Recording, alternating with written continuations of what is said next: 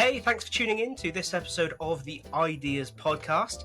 With me is Sarah, and I'm going to hand over to you for a proper introduction in just a moment, Sarah. But we're going to have a really interesting conversation, quite timely for me as well, as I've just finished some hiring and I've got some reflecting to do on the process. I think you're the person maybe to help me with that, and hopefully help some people out there who might be looking for their first job or their next job in the exciting world of L&D. But before we get into any of that, the real reason people tune in is to see what people are drinking as we discuss things. So, what have you got going for this conversation?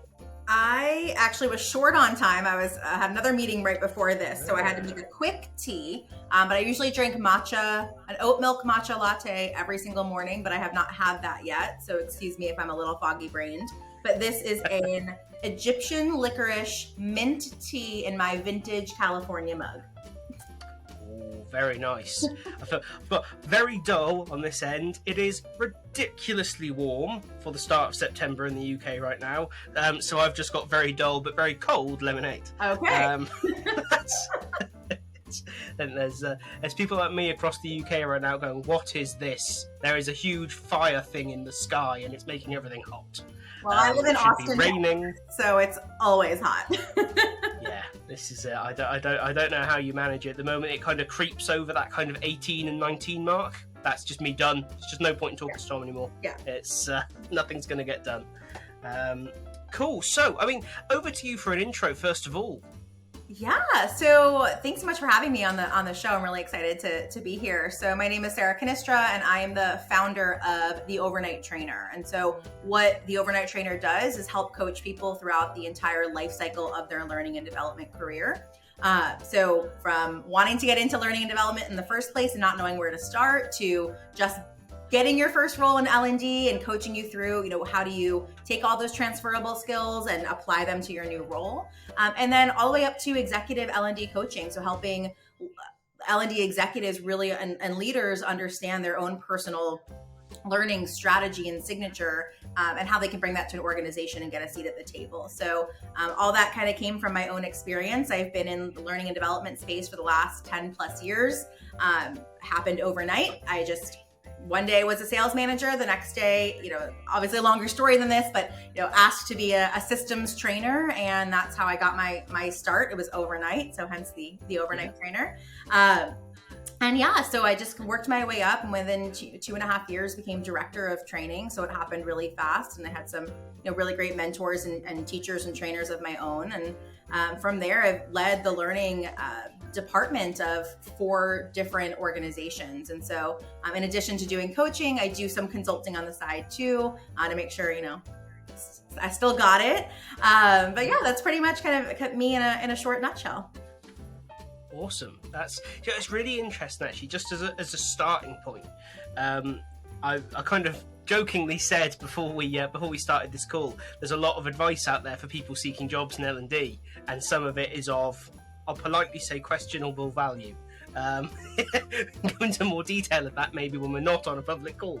However, it's really interesting to hear you kind of know that you still keep a hand in. You've got that experience of doing in the industry, not just talking about the industry, which I think certainly now for me carries a lot more weight than some of the conversations where you kind of want to go, just before you continue, have you ever built a course?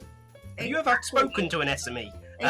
Exactly. Yeah, that's it's so interesting. When I first started doing this, I didn't even know this could be a space that I was in, but I know what I'm talking about when it comes to learning and development. And I've hired so many people throughout the last 10 years. And so coming at it from a perspective of, I know what it takes to do the job and do the job well. And I also know what L&D hiring managers look for. It just kind of ended up being this perfect marriage of, really focusing specifically on helping L&D people throughout their careers and helping them not make the mistakes that I did. That's my goal. I love it. Brilliant. So I mentioned at the start, I've been hiring recently, and that's been an interesting experience because it's been a long time since I've had to do it. And the industry seems to have moved quite a lot. expectations are different, how people are applying for jobs is different. It does seem to be in constant flux, but just maybe it fluxed further than I had thought it would have. So it'd be really interesting to hear, sort of, right now, if you're a job seeker looking for maybe your first L&D role, what are the kind of common topics that you find yourself talking about with them? Yeah, I mean, my biggest piece of advice, and the topic that I start off with all of my clients, and even people who are not my clients who are in my network know I talk about this a lot, is really truly identifying your niche. So I see what actually drew me to want to start career coaching in L&D was seeing people within my network talking about, I applied for 100 jobs last month, 200 jobs last month, 500 jobs last month. And I'm like, how are you finding 500 jobs at 500 companies that you would really, really actually want to do, could do well? And so, for me, it's looking at understanding, and I call it, identifying your niche inside of learning and development, because this wide world that we live in the L&D space, there's so many different things that you can do, right? You can be an instructional designer, you could be a facilitator, you could be a learning management system administrator, you could be a project manager, you could be a L&D copywriter. Like, you literally can be anything you want to be in L&D. But I think a lot of people get misguided in that they just apply for anything and everything that says learning and development, or anything and everything that says instructional design, and don't actually sit down to go through the steps of figuring out, do I actually want to be an instructional designer? Do I want that job? And so I work with a lot of people who've kind of gone through the process and then all of a sudden realize, wait, I don't actually want to do this job, but they're already in it now. And so it's kind of taking that step back. And I think a lot of people just, I call it throwing spaghetti at the wall and hope that something sticks. And that's not the way to approach your job search. That's interesting, isn't it? I think it's, but I think there's also there's always been this kind of thing of L&D. The L&D generalist certainly exists. But even then, there are niches to what you do, right? So, for instance, I would describe myself as a generalist. But, for instance, I don't work, even my own business, we don't take clients on, and I would never take a job with a large corporate, for instance. Mm-hmm. Don't do it. Don't like working for them, don't like the way they work, don't like what they do. So that becomes kind of the niche that I look for in clients. And I guess it would be the same, or I hope it was the same with the people that we hired coming to me. I hope they weren't looking to work with big corporates kind of thing. It is an interesting point of just considering that. But do you think sometimes part of that is panic in the I need a job? Oh yeah. I mean, I think it is. And what happens is you get into this really bad, what I call like this vicious application cycle, where you're applying to anything and everything that just says learning and development on it. And when that happens, you're getting a lot of rejections. And sure, with that, might you be getting some, people will argue with me and say, well, the more I apply to, the more yeses I could get. And positivity is my number 2 strength in StrengthsFinder. So I'm all about seeing the positivity in things, but also that what I have noticed and seen of my own clients is that also comes with a big amount of rejection, and the rejection hurts a lot more than the getting those interviews feel good. So you get all this rejection, then you continue, you're like, well, I didn't even want that job and they said no, they rejected me, or I was overqualified for that and they rejected me. So then you go back down this spiral and this cycle of, well, let me just apply to even more jobs, and then maybe you get lowball offers and all of that stuff too. So it's this like vicious cycle. And I think to your point too of, part of that is as you're understanding what your niche is, and I have a free guide on this too. So if anyone wants, you go to my website, which is theovernighttrainer.com, and on my homepage, there's a thing where you can enter your email address and you'll get a guide that walks you through all these steps for free. But as you go through it, you might realize you are a generalist, that you want to do a little bit of instructional design, a little bit of facilitation, and a little bit of administration. But the other part of that is, to your point, where do you want to do it, right? Finding your niche isn't just about right role. I say it to my clients all the time. It's right role at the right company. And it's that to combine that once you figure out what that looks like for you, and it could be a couple of different things, right? You stop then trying to fit into all of these boxes, proverbial boxes, and you start to create your own box. And now it's okay, rather than applying to hundreds of jobs, that all say learning and development, I'm applying to jobs that fit within my box. I'm no longer trying to transform myself to fit into all of these boxes. I have my own, and whatever jobs come through that fit within that box, that's what I apply to. That's a great way of looking at it. I think especially for people coming into L&D kind of day one, as it were, to their careers, it would be very useful to know where that box is for you at that point. Because I think so often I always had this fear that as an industry we lose good people because they get their first L&D job in the wrong company or doing the wrong thing. I've seen super talented developers leave the L&D world because a business is saying, no, you're going to facilitate face-to-face training because that's what we need. I think, if they'd have just been somewhere else, if they'd have got a storyline development job somewhere or an evolved development job or whatever it might be, they would be, an industry leader in 5 years' time. 100%. Instead, I could not agree with that statement more. And that's why, especially in the learning and development space, working at the right company is really, really important. And that looks different for everyone, right? So my idea of a right company might be totally different than your idea of a right company. So it's very personal and unique, but it exists. Your idea of a right company does exist out there. But especially in the learning and development space, when there's that misalignment between your values and the company's values, it's so hard to do our job because either A, you're the face and you're having to sell, welcome to this company, here's onboarding, here's leadership development, here's this great e-learning, and it feels fake, right? Or, you're just turned into an order taker and someone saying, make this training, make that training, make this training, and you're kind of, my friend Heidi Kirby says, I don't know if you've met her before, she's been on the show, but she calls it being a pizza maker, right? Just like making the pizzas, putting them through the oven, making the pizzas. And so it's that can be really challenging when you don't find the right company. And some people want to be the pizza makers. So I don't want to diminish anyone who's like, please, I will make the pizza. That's all I want to do is make the pizza and put it in the oven. So like, if that's your jam, amazing. But there's that organizational alignment and that cultural alignment that I think is most challenging. And I know I'm biased, but for L&D professionals when it doesn't align, because we really have to sell the company essentially to people within it. Absolutely. I think as well, our industry does attract people who are very passionate about what they do. Like, I think a lot of people who stay in L&D, lots of us came into it as almost, I would say I became an accidental instructional designer. Similar sort of thing to the overnight trainer, I guess, is that lots of us kind of almost fall into it. But those of us who then stay in it and turn it into a career rather than a job, we're passionate about what we do. And so I know certainly I always found it very difficult to stay quiet when I disagreed. Thus not targeting corporate environments is probably good for my long-term, just career, to be honest, and health in the meantime. Yeah. So I work for myself. So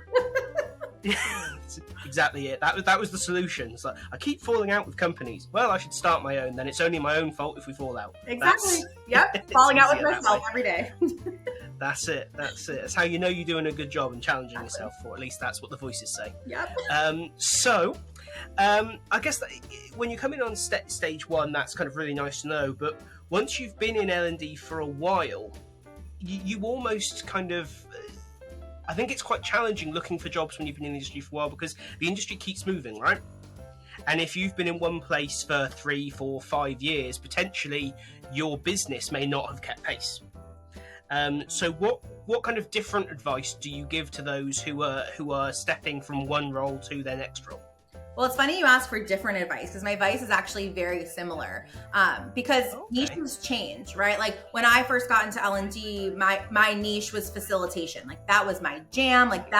But as I evolved, right, my niche became learning strategy. And now my new niche is helping other people, right? So it's a constant evolution. And so when you start to get that feeling, you're inside an organization, you're starting to get that itch for something new. And I even encourage you to do this before that itch comes because it eventually will, especially as learning and development folks. We're always evolving and looking for that self-development, is really truly understand, like, what are my skills and interests? What are the things that I'm doing now that I absolutely love? The things that I'm doing right now that I absolutely hate? And I do this exercise with myself every 6 months. what is it that I'm doing right now? And it leads to some tough conversations sometimes about having to step away from things, but really looking at that and seeing if is this a conversation that you can have internally, like with your supervisor, of saying, I'm noticing that I'm really gravitating and finding joy in doing A, B, and C. When I do X, Y, and Z, it's taking a lot of energy and not giving me that much joy. And I think my time could be better spent doing A, B, and C. If that's not an option to you, or that happens and that conversation is not great, now it's time to start looking and saying, all right, A, B, and C is where it's at for me. How do I start to now look for roles that include this skill, this interest that I have? And it's funny, I'm actually about to do a podcast episode on this, so I'll give a little spoiler here about it. But okay. Eventually, then utilizing that as your own self-development tool. So when you're, part of finding your niche is making this long list of skills and interests, and searching for jobs based on skill and interest, not on title. And so I'm putting in, learning and marketing and writing and facilitation and seeing what comes up. And my clients' brains just explode when they start to look at this and like, wait, I never even thought about this type of role or that type of role.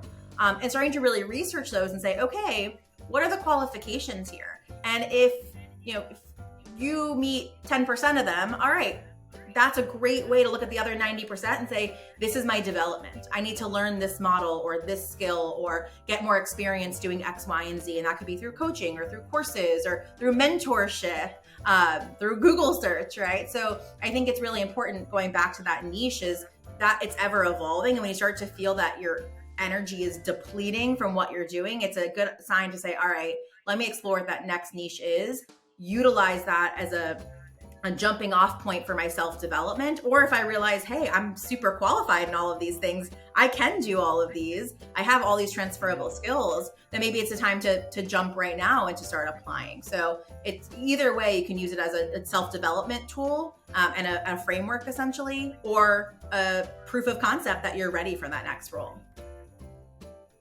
Awesome. Yeah, it's interesting. Yeah, it's kind of like you say, similar advice, but actually it just applies. It really does that. It makes a huge interest. Mm-hmm. So just changing it ever so slightly, because this is one of the parts of kind of L&D job finding and recruitment. I think is a hot topic at the moment, and that's asking people to do work as part of the job searching process, right? Not a week goes by without a post on LinkedIn or someone on Twitter talking about it. And I'm really interested because it's really tricky because I see both sides of it, but I think it's largely done badly. So I'd be really interested to see what your take on that is. Yes and yes. I see both sides, and I also agree that it's, for the most part, done terribly. So it's so interesting. I think it depends on the niche you're going into, the role that you are applying for. I think if it's a facilitator role, that I do think that there should be some sort of exercise where you are facilitating something, because having a conversation and then actually facilitating content well done is two different things. So I think being able to show off that skill set, and I've had people who, it's been recorded or whatever. I've had clients that the application says like, oh, if you already have a recording of you facilitating, please submit that. You don't need to do something different. So I think you can do it in that sense, right? And giving people a choice around it. But I think, especially if you're an instructional designer and you have a portfolio, what else do you need to see from me? Like here is my work. Like if you're not seeing it here, I might not be the right person for you, right? Or in the sense of saying, hey, I see you're utilizing these tools. We want to know a little bit more about this tool. This is what we use internally. Could you show me something or create something? I can see that also. But where I struggle is that it's these like long, drawn out, time consuming. And you have to remember, like, if this is a great candidate, they're not just interviewing at your company. They're interviewing, I have people in my coaching who are interviewing at 8 places right now. They don't have time to do 8 projects. And so they walk away from some of them because they're like, I actually don't have time to do this. And if what I've given you so far, my portfolio, 3 interviews, a panel interview, this isn't enough for you, like what will be? And so I feel very, very strongly And I'm actually having a recruiter come on my show soon to kind of turn the tables and talk about this. But if you are asking someone to do a project, you better be paying them for it. How dare you ask them, because, and I could go on to this forever, but you oftentimes you're like, oh, it should spend no more than 30 minutes, spend no more than 1 hour. And it's like, I call BS on that, because I'm going to put my all into this. And so your 1 hour is probably my 3, in all honesty. And so the best interview process I ever went on as a job seeker, it was for a head of L&D position, and a lot of interviews, and I had to do a big presentation, and they paid me for the prep, the time spent doing it. I mean, I made a lot of money off that. It was great. But they said, Nate, I want you to name what your hourly rate would be, and we're going to pay that. And that, I had never experienced that before, even heard of that before. So for me, as I hire people, and there are certain things where I might need to see, more proof, I guess, per se, I absolutely pay people. So like it has to, you're asking for people's time. You have to pay them for it.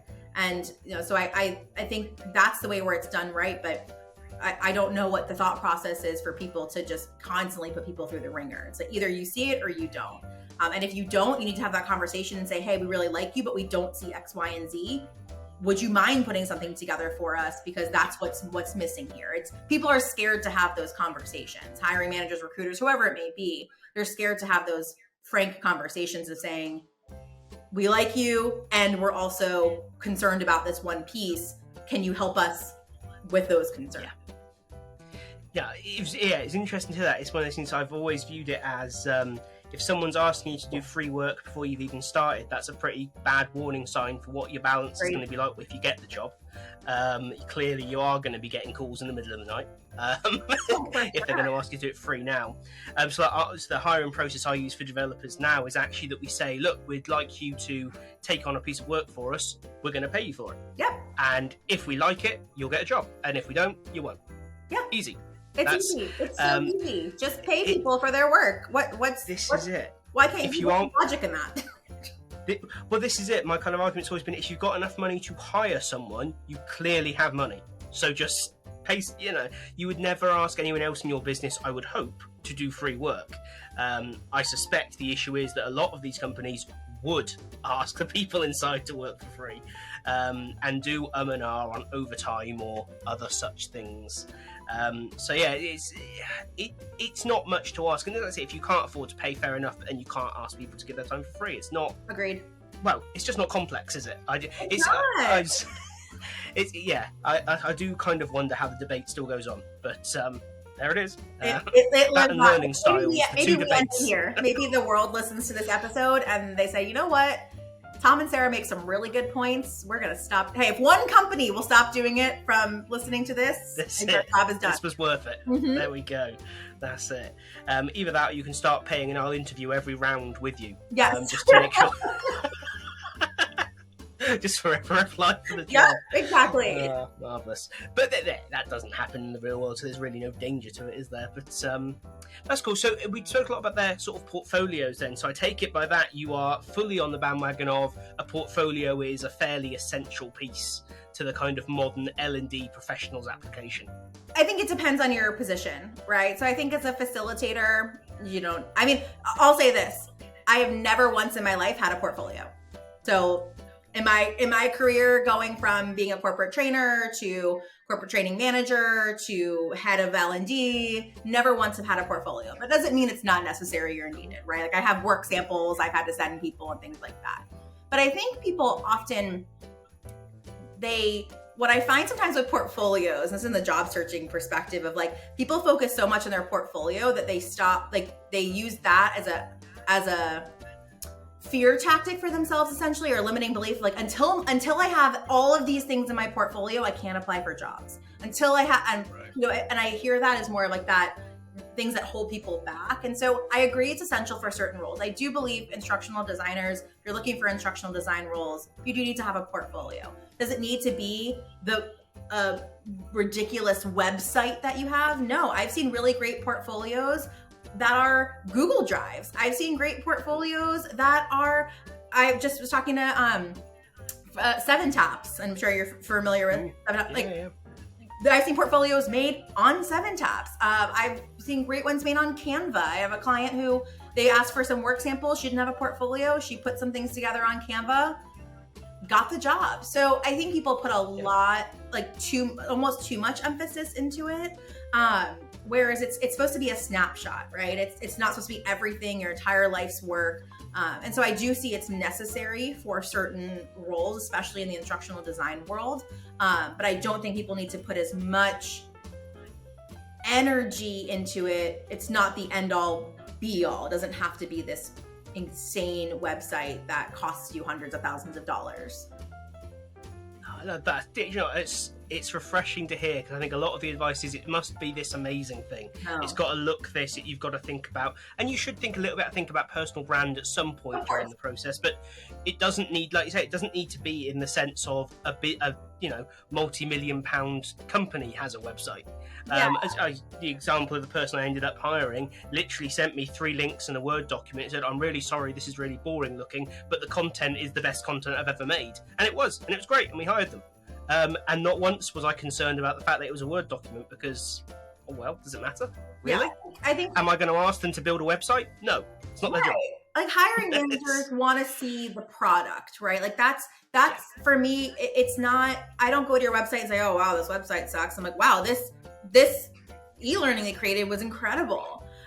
It's about that. And sometimes too, like people put so much emphasis into the design of their website, they forget that what people are actually looking for is your portfolio. Like they want to see the work that you've done. And so, yeah, I would rather get a Word document that someone says, "This is 3 pieces of my best work." Thank you. That makes my job so much easier to just click through it. And the reality is if that hiring manager is like, oh, they don't have a website, you don't want to work for that person anyways. Like if that's what's important to them, then what's also going to be important to them is the bells and the whistles and not actually the great learning content. And so to me, I see that as a red flag if a hiring manager is like, well, because it wasn't in a Squarespace designed, curated website, with all of these graphics and your personal logo, we're not hiring you. It's like, great. I don't want to work for you anyways. This is it. It's funny, but I ended up having a real big conversation with them, because when we offered them the job, they kind of turned around and went, "Why? I never thought you were going to offer me that," which led to well, don't be so negative. First of all, yeah, I can't say that. It was kind of like, welcome to the club. That's how we all think whenever we get a client. Of course. That's. But the other side of it was talking about. I got very bored that every CV or resume and every portfolio that I saw looked the same. Mm-hmm. Like it was the same kind of pastel color scheme and a handwriting style name for the logo. And it's kind of like, okay, this was nice when the first person did it a few years ago, but this is like 30 applicants and you all kind of look very similar on the page. It's so and I kind of think if you that. No, go ahead. And I think this is what was striking me was this was what I said about some advice out there is less useful. And I feel that there's maybe a lot of the advice is a bit too much do exactly this. This will get you a job. I saw one the other day. It's like, if you just know, if you want to work in corporate L&D, just know Addy, Storyline, and one other tool, whatever it was, and you'll get a job in L&D. And I kind of thought, that's terrible advice. Really, really terrible advice. But there it was, and people loved it. And here's a template you can use that's going to get you an amazing job. It's like, that's fine until 6 people apply for the same job with the same template, and then we're going to hire none of you. I couldn't agree more on that, and I think that's why I was just thinking about this earlier today too, just in my own business as I'm growing things, of like how unique you are, right? It's like your personal brand is you. And so what happens is, and it's funny, my business coach was just talking about this on her podcast too, about like the imitation game. And you start to collect pieces, right? I have a client who says, she's like, I used to be a freebivore. And I was like, wow, what a cool term of like constantly collecting free information, which I give out free information, we all do, yeah, right? As a service. But when you start to collect all of it, now you're like piecemealing it, and you lose part of who you are. And that's why I don't give any of my clients templates, or I give them frameworks that I know work. Yes. But I say, hey, go, you want a template for a resume? Go to Etsy and find one that feels like you. I'm not going to give you the template. Like, go, there's plenty of places where you can go find one. I'm not going to tell all 15 of you in this cohort to go use the same template, because that now you're just mass producing. That's not who you are. And so, I think people start to lose themselves in desperation of wanting to get the job or learn more. So I think it's all well intended, but it's stopping and saying, wait, is this me? Do I like these colors? It's funny. I was working on redoing my website, and I was working with a designer, and he kept giving me these different colors. And obviously in the US, and I grew up in Florida, and so I'm a big Miami Dolphins fan. And so he kept presenting me with colors, and I kept gravitating towards these orange and teal. And I kept saying, oh, but it's Miami Dolphins colors, and people are going to be like, what is this? And then I finally realized, wait, I like these colors. These are me. These colors make me happy. And so do the Miami Dolphins sometimes. So let's what am I worried about? Someone's gonna go to my website and be like, oh, these are Miami Dolphins colors. A, there's not that many Miami Dolphins fans out there. And B, it's me. And so I think we get so caught up in trying to be like everyone else. And we see someone else who got a job, and so we get a certification like them, or we make our website like them, or we start speaking like them. And imitation's flattery, which is great, but at the same time, it's what is that doing for you? You have to be authentic to you. Absolutely. I think that certainly in the world of L&D that I kind of go around in, I feel like there is a want to find people who are willing to be braver, who are willing to stand up and kind of stick the flag in the ground and say, this is my opinion and I'm willing to stand by it. Not I'm going to ignore everyone else, but just I've thought about it and this is what I think, rather than the I'll do whatever you say approach to getting a job. Oh, for sure. I think it's so much more meaningful, and you end up finding the right role at the right company when you're authentic to you. But if you don't know who you are, how are they going to know who you are? How are you going to how do you know what's the right role at the right company for you? So that authenticity piece is so important. And there are haters. There are L&D haters out there. There are mean people in L&D that I try not to associate with, in all honesty. But at the same time, there are so many good people in our world who want to do better and help other people through learning experiences, through job search, whatever it may be. And so, be you. You will find people who love you for you. Don't try to be like other people, because their path, everyone's path is so unique. And that's what I try to focus on with my clients, of what got you here is exactly who you are, and what got you here is what's going to get you there. And you have to be true to that. And that's interesting. So one of our when people got through to the final stage, one of the things we did was, I'm looking for someone who disagrees with me on stuff. I want someone who's willing to sit in an interview and argue with me because they think I'm wrong. And I tell you what, the number of people who, because it was an interview environment, just went along with what was being said was terrifying. And I suspect it is that where you can't disagree with the person interviewing feeling. Because we must be the same in order to get the job. And that was I should have recorded them, really, if I was allowed to do that. It'd have been an interesting social experiment. Totally. What can I get these people to agree to on the potential there might be a job? There's I think it was on Netflix. Is it on, I forgot what it was called, but they eventually, through small social experiments, would get someone to push someone off a building. It's there's I'll have to find it to you. I'll send it to you. But yeah, it was really insane to watch. Yeah.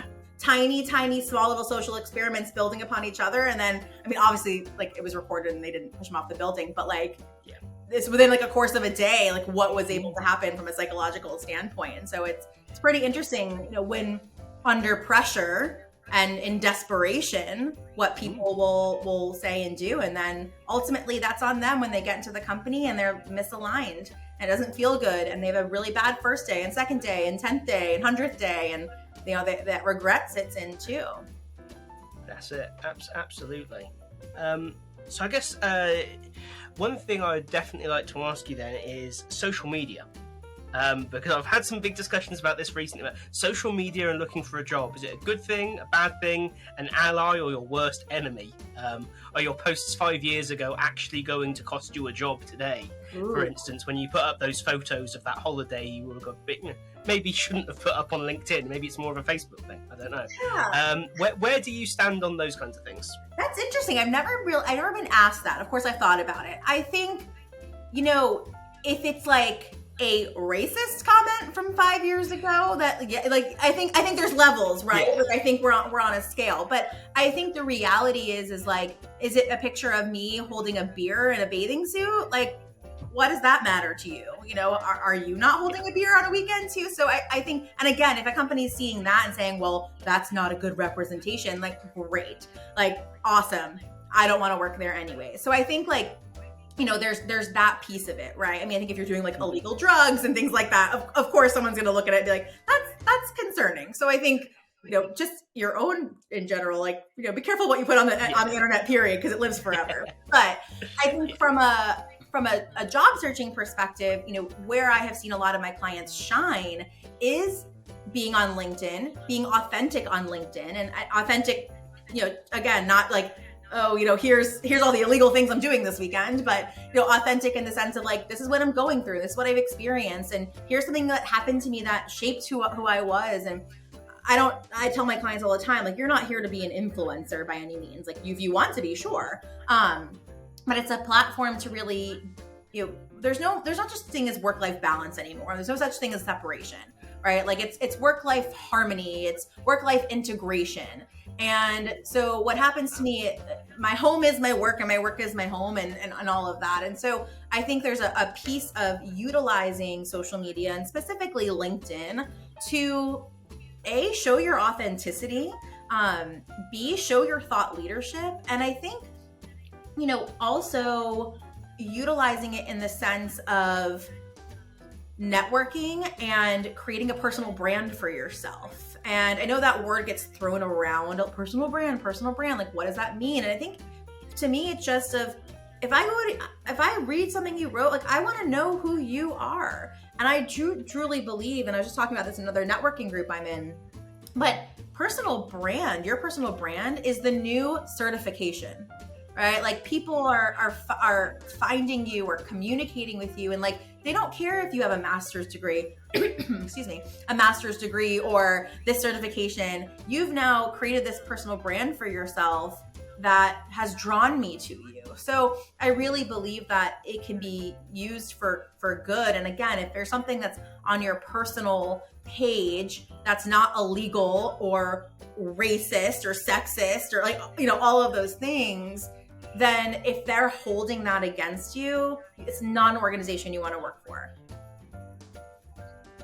I think I definitely agree with you. But the thing that's struck me there is there's no such thing as work-life balance anymore. That's brilliant. I get really frustrated, shall we say, when people talk about it, as if somehow there's supposed to be this clean line where you say, I am now not working, as if you no longer have that job for the next 12 hours or whatever. And I kind of think the only way I could imagine doing that is if I did something that I hated. Because you would want that kind of clean break and never think about work again. But surely the whole point of these discussions, and those discussions never happen with people who hate their jobs either. That's the weird thing here. We only talk about me. Well, I love my job so much, so I need to have a clean break from it. And I kind of, that's a little bit sad, isn't it? That we can't have that softer blend, and that we, just because, for instance, I love working on the weekends. Love it. I love it because no one emails me, so I can just get stuff done. But everyone goes, but you're working on the weekend. What about your life? And it's I'm very happy with my life, thank you. But I think the idea of there having to be a break is almost the problem. When you talk about it being in harmony, I really liked that idea of it being slightly softer. And slightly less straight line-esque. Yeah, and it doesn't mean you can't set boundaries, right? For me, I have a pretty hard boundary, which I crossed today because I was very excited about being able to talk to you because then I had to move some things around. But I don't work until 10 a.m. every day. That's a boundary that I have. I broke that 30 minutes early for this conversation. But for the most part, I cannot schedule anything, no calls, no meetings, no work, no nothing. it's my time in the morning to do whatever it is I want to do. And sometimes that's working out. Sometimes that's meditating. Sometimes that's laying in bed on Instagram. Sometimes it's cooking breakfast. Like, it can change from day to day, but that's a boundary that I've set. Doesn't mean I can't personally decide to break it when I need to or want to. It's actually more from a want perspective.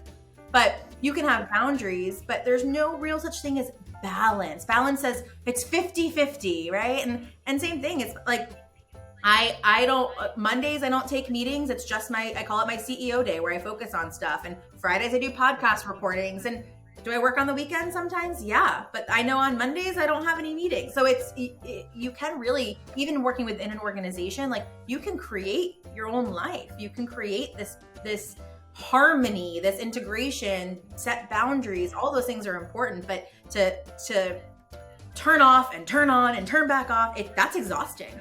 That lust for the harmony, because it never exists. You never get it. It's like you're chasing a high that you never get. Yeah, and I think now more people are working from home as well. That's only going to become more evident, right? Oh yeah, like it's sure. My office is a whole room of the house. We don't have a big house. So they go, well, just don't go into the office. It's like, that is like a quarter of my house that I'm not allowed to go into now, apparently. Yeah, that's half of my downstairs is my office. It's it. So they're going, actually, it's among my favourite rooms because it's full of all my stuff. All my cool stuff is in there. So that's where I want to be when I've got 20 minutes quiet, frankly. Yeah, So yeah, I think it's interesting here. I think it's a bit different maybe when you have your own business, but it's interesting to hear you say when, even if you work in a larger business, you can still do that. And I think with the conversation with hybrid working that's going on at the moment, and everyone's talking about it, and that's good. I think that's the missing piece almost, is that we're talking about it as if it is still this switch on, switch off. Like, how do we make sure no one's ever working at 6 o'clock? It's like, well, maybe you should worry less about that and just ask people if they like working at 6 o'clock. And you might discover that they do. Oh, yeah. And yeah, I think there's a big push of, no meeting Wednesday, and, we stop work at 5. And like, I hear that, and I think it's great. But I think there's bigger cultural issues to unpack of, like, if you have to have a no meeting Wednesday, does that mean that there's too many meetings happening in general, or people don't have autonomy over their schedule, or there's so many questions to unpack about that. It's essentially all of these fixes are an attempt to create harmony that doesn't exist, and they're band-aids on bullet wounds essentially. And I've experienced a no meeting Wednesday business. All that happens is Tuesday and Thursday are back-to-back meetings. Yep. It doesn't work because you're not saying number of meetings. Yeah, this is it. Yeah. Yeah, rather than addressing the fact of, do we need to meet about everything? Yeah, we have a tool in place. What's going on that we have to have all these meetings? That's a classic. That's our learning brain, right? Of saying, like, wait, do we need training? Yeah. Like, is that actually something that's needed, or is this something that could just be an email? Yeah, this is but then I try not to tell people that too loud now that I'm an external learning provider. I know. But we do occasionally say it and go, we can design you a really nice email. It's going to be a lot cheaper than what you're asking for. Yeah, a little video clip in there for you. We can make it real good. This is it. Yeah, it's going to be 10% of your budget. The rest we'll just take as a commission for saving you the money next time round. There you go. We've been going for very nearly an hour. So I want to say thank you so much. It's been so interesting. And I always try and finish off on this point. What does the next year look like for you? What are you excited about? What's on the horizon? Yeah, it's interesting. I've been really thinking about that this week, especially too. But I work a lot with people who are in that transition into learning and development, and I work a lot with people who are in that higher level L&D. And what I've noticed from a lot of my clients is they get into L&D and they're like, wait, now what? Like, I need that help. So I'm actually in the next week or so, I will be rolling out a brand new 6-month group coaching program for people who are brand new in L&D. It doesn't matter what role you're in, what niche you have, but it really is around 3 things. And the first is really being able to look at your transferable skills that got you the job and how do you now actually apply them? Looking at creating your own personal learning signature. Again, I talked before, everyone's unique. you bring something unique to the table. How do you bring that into your organization and start to, even at an entry level, get that seat at the table?